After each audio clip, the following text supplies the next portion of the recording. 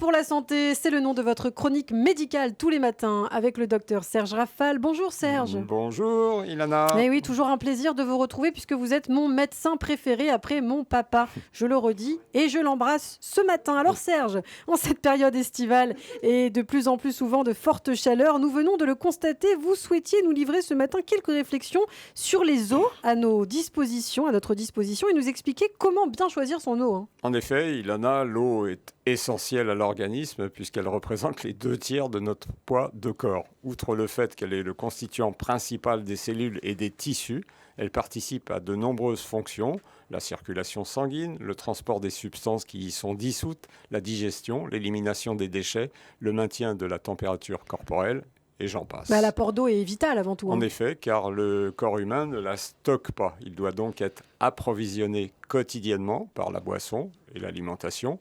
On meurt de soif très vite, en quelques jours, alors qu'une grève de la faim peut durer plusieurs semaines. La déshydratation, nous l'avons vu récemment, est responsable du dysfonctionnement des muscles et du cerveau, à l'origine d'une grande fatigue et plus grave de l'apparition rapide de troubles de la conscience pouvant aller jusqu'aux convulsions et au coma.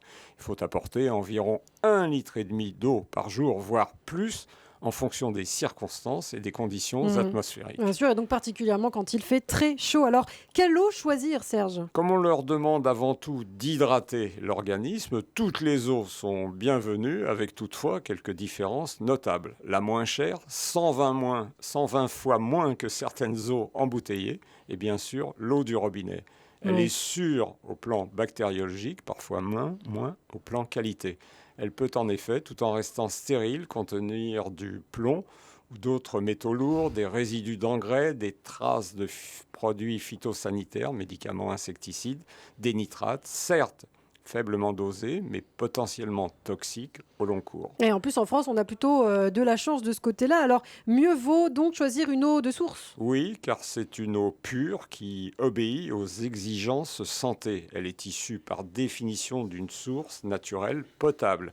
Elle est d'origine souterraine, à l'abri de toute pollution, embouteillée sur place sans avoir subi de modifications chimiques. Et qu'en est-il de l'eau minérale naturelle ? Alors, l'eau minérale naturelle a fait l'objet d'études pour pouvoir bénéficier d'une indication thérapeutique, ce qui n'est pas le cas de l'eau de source.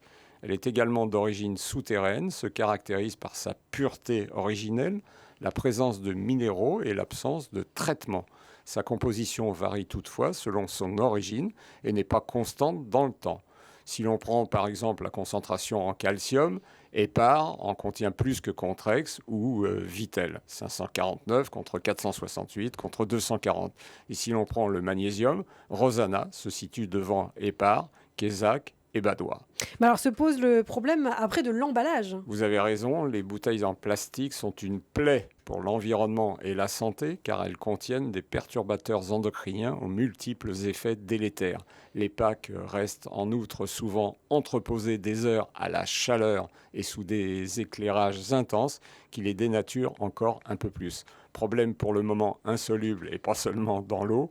Le public n'est pas prêt pour le moment à revenir aux bouteilles en verre consignées. C'est un peu dommage. Alors les filtres à eau ? Bonne idée surtout sur le papier. Ils utilisent du charbon actif et des résines échangeuses d'ions qui filtrent certaines substances, les métaux, les pesticides, le chlore, les phtalates, mais pas les médicaments et de nombreux produits chimiques environnementaux. Et les adoucisseurs d'eau ? Alors l'OMS recommande la boisson d'une eau douce naturelle peu minéralisée, mais déconseille vivement la consommation d'eau adoucie, trop riche en sodium, délétère pour le système cardiovasculaire. Qu'est-ce qu'on peut dire en conclusion alors, Serge ? Il n'est pire eau que l'eau qui dort, dit le proverbe Sissi, une eau que vous avez mal choisie et que vous ne buvez pas en quantité suffisante. Alors, santé et à volonté. Eh bien, l'Echaïm, comme on dit. Merci beaucoup, Serge Rafal. On vous retrouve demain matin sur Radio J.